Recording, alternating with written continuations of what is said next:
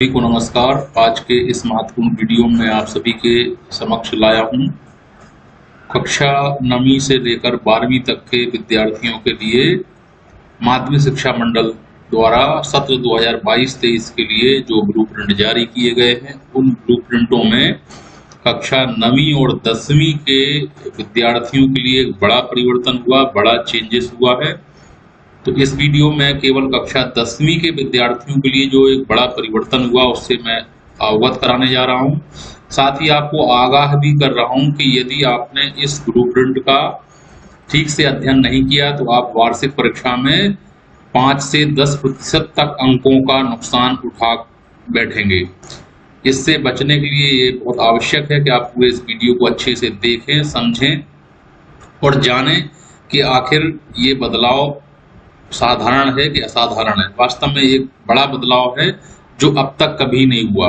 तो इसमें जो आंतरिक मूल्यांकन है, इसका तात्पर्य मैं आपको समझा दूं कि इस वर्ष माध्यमिक शिक्षा मंडल द्वारा कक्षा 10वीं की बात करूं, परिवर्तन तो सभी में हुआ लेकिन कक्षा 10वीं पर मैं फोकस कर रहा हूं। कक्षा 10वीं का जो सैद्धांतिक प्रश्न पत्र है, जो विज्ञान विषय से लेके हिंदी, अंग्रेजी, गणित, विज्ञान सभी विषयों का जो है वो अब तक 80 अंकों का होता रहा है और प्रोजेक्ट या प्रायोगिक जो कार्य रहा वो 20 अंक का था। इस तरह से 100 अंक का पेपर होता था। अब जो पेपर है वो आपका परिवर्तित हुआ है, अब वो 75 और 25 अंक में हो गया है। तो देखते हैं कि क्या परिवर्तन हुआ है। तो हमने जैसा कि बताया कि 80 अंक का पेपर था, विज्ञान में 20 का प्रैक्टिकल था, शेष विषयों में प्रैक्टिकल स्थान पर प्रोजेक्ट था। अब 80-20 के स्थान पर क्या परिवर्तन हुआ है बड़ा?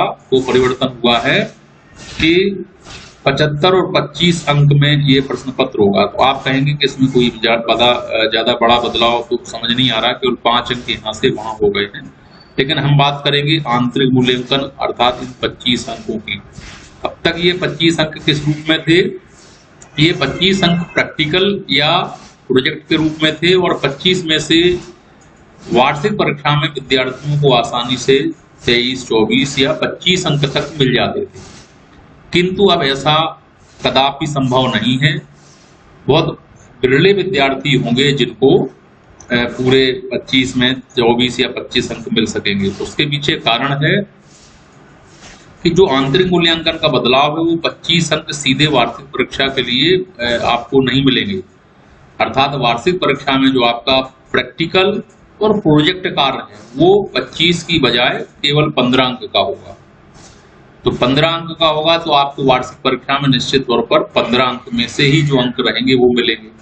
तो शेष जो 5-5 अंक हैं वो अर्धवार्षिक परीक्षा और त्रैमासिक परीक्षा से प्राप्त होंगे। इनमें जो अंक आपके आएंगे, इन अंकों को इस वार्षिक परीक्षा के अंकों में जोड़कर 25 में से आपको अंक प्रदान किए जाएंगे। तो अब एक बड़ा बदलाव यही है कि अब तक कभी भी त्रैमासिक और अर्धवार्षिक परीक्षा के कोई भी अंक वार्षिक परीक्षा में कक्षा 10वीं में नहीं जोड़े जाते थे। इस वर्ष से पहली बार ये अंक अब जोड़े जाएंगे। तो ये चिंता या परेशानी का कारण हो सकता है। उसका कारण है कि त्रैमासिक परीक्षा हमारी बहुत जल्दी शुरू हो जाती है, जैसे आगामी माह में हमारी परीक्षा शुरू होने वाली है और इसके लिए हम बहुत अच्छे से तैयार नहीं होते हैं। तो निश्चित तौर पे हमें यहाँ अंकों का नुकसान उठाना पड़ेगा। और उससे भी बड़ा दिक्कत यह है कि जो 5 अंक हैं, तो ऐसा नहीं कि आपकी त्रैमासिक परीक्षा जो है उसमें प्रैक्टिकल 5 अंक का होगा। प्रैक्टिकल तो 25 अंक का होगा, लेकिन उसका प्रोसेस बहुत थोड़ा मुश्किल है समझने के लिए। तो आइए जानते हैं कि क्या प्रोसेस किया ऐसा कि ये 5 अंक कैसे प्राप्त होंगे। तो देखिए, 10 अंक में से 5 अंक अर्धवार्षिक परीक्षा। अब अर्धवार्षिक परीक्षा में 5 अंक कैसे मिलेंगे? अर्धवार्षिक परीक्षा हो या त्रैमासिक परीक्षा हो, 75 अंक का आपका मुख्य पेपर और 25 अंक का आपका प्रैक्टिकल या प्रोजेक्ट का होगा। इन दोनों के जोड़ने पर कितने अंक हो रहे हैं? 100 का 5% कितना हुआ? 5 अंक। अब 5 मिलेंगे। अब इसको समझते, 75 में से 75 अंक के पेपर और 25 अंक के प्रोजेक्ट व प्रैक्टिकल दोनों को जोड़ लेंगे। जोड़ने के बाद जो अंक प्राप्त होंगे उसका 5% 5 अंक कहलाएगा। यही स्थिति त्रैमासिक परीक्षा की है कि आपके मुख्य परीक्षा के पेपर में या मुख्य प्रश्न पत्र में कितने आपके अंक आए हैं और प्रोजेक्ट या प्रैक्टिकल में कितने अंक आए, उनको जोड़ के उसका 5% निकाला जाएगा। ये आपकी त्रैमासिक परीक्षा के अंक होंगे। तो त्रैमासिक परीक्षा के सैद्धांतिक पेपर और प्रायोगिक पेपर और अर्धवार्षिक परीक्षा के सैद्धांतिक पेपर और प्रायोगिक या प्रोजेक्ट, जिन विषयों में प्रोजेक्ट होता है उनके प्रोजेक्ट के नंबर, ये जोड़ के उसका 5% निकाल के तब आपके अंक बनेंगे। तो ये इससे ये जाहिर होता है कि आप त्रैमासिक परीक्षा के सैद्धांतिक पेपर को हल्के में नहीं ले सकते हैं, ना ही अर्धवार्षिक परीक्षा के पेपर को। कैसे नहीं ले सकते, आगे देखते हैं कि क्या दिक्कत है।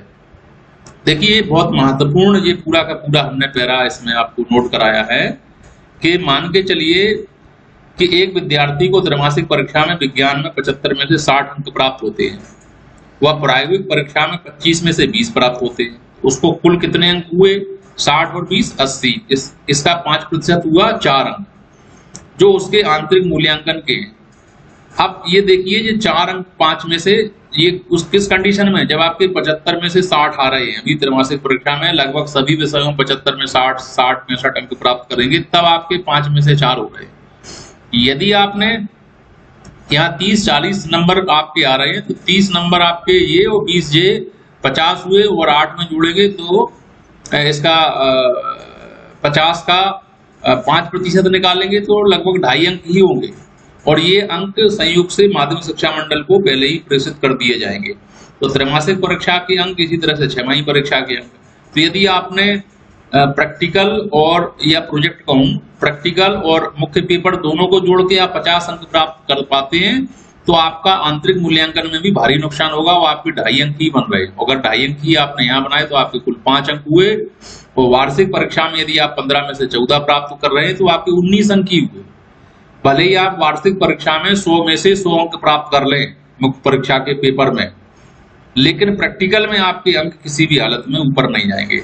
देखिए इसको फिर से समझ लीजिए कि त्रैमासिक परीक्षा मान लीजिए आपने 75 में से 70 अंक प्राप्त किए और प्रायोगिक या प्रोजेक्ट में 25 में 24 प्राप्त किए, तो आपने बहुत अच्छे नंबर प्राप्त किए, लगभग 94 अंक प्राप्त किए, लेकिन इसका 5% तो 4.5 अंक हुआ ना, 4.7 अंक। अब मान के चलो कि वार्षिक परीक्षा के प्रैक्टिकल या प्रोजेक्ट के पेपर में आपने 15 में से 14 प्राप्त किए, तो 25 अंक में से आपको कुल कितने मिले, 4 अंक आपको मिले त्रैमासिक परीक्षा के, 4.7 अर्धवार्षिक परीक्षा के, और 15 में से 14 आपको यहाँ मिले, तो कुल 22.5 पूर्णांक करने पर 23 अंक हुए। अब 24 अंक अक्सर विद्यार्थियों को मिल जाया करते थे, तो 1 अंक का एक प्रश्न पत्र में नुकसान हुआ। 6 पेपर है तो 6 अंक में से 1% तो वैसे ही डाउन हो गया। और यदि आपने जरा सी भी लापरवाही की, अर्थात जिन विद्यार्थियों के यहाँ 40 या 50 ही अंक आ रहे हैं, तो उनके 18-19 अंक से ऊपर किसी भी हालत में नहीं बनेंगे, भले ही वार्षिक परीक्षा के मुख्य पेपर में वो 100 में 100 अंक प्राप्त क्यों ना कर लें, 75 में 75 अंक क्यों ना प्राप्त कर लें, लेकिन उनके यहाँ जो अंक हैं वो 18-19 ही रहेंगे। तो यदि किसी बच्चे के 20 अंक हैं और 24 उसको मिल सकते थे अच्छे बच्चे को, तो 4% का नुकसान, 4 अंक का नुकसान एक विषय में हुआ, तो 6 विषय में 24 अंक का नुकसान हुआ, और लगभग 4 से 5% अंकों का नुकसान हो सकता है। तो विद्यार्थियों आपसे विशेष अनुरोध है कि आप त्रैमासिक परीक्षा और अर्धवार्षिक परीक्षा को बेहद गंभीरता से लें। इसके थ्योरी के पार्ट के जो अंक हैं वो आपके प्रैक्टिकल के अंकों में जुड़कर उसका गणना आंतरिक मूल्यांकन के लिए होगी।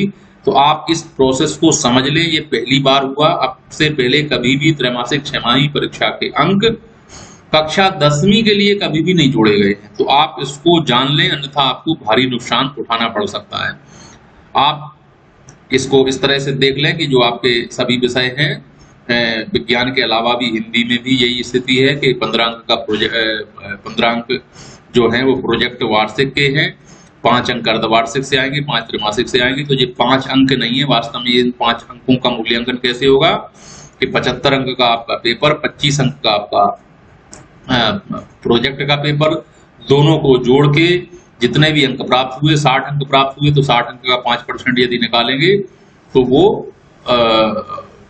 3 ही अंक रह जाएंगे। तो देखने में भले ही 5 लग रहे हैं, लेकिन मिले 3, यहाँ भी 3 मिलेंगे, तो 6 ही हो पाए, और 15 में 14 मिले तो 20 ही हो पाए।